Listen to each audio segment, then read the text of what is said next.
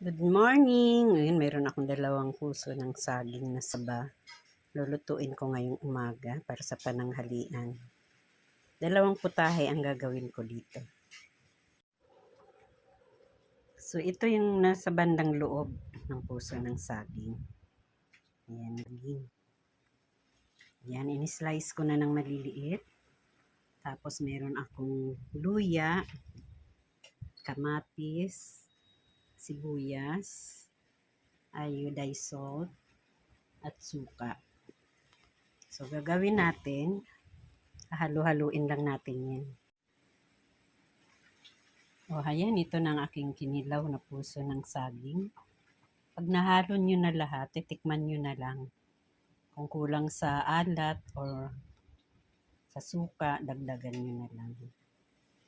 Ngayon, isi-set aside muna natin ito dahil mas masarap pagka na-absorb na ng puso ng saging yung suka at saka yung asin.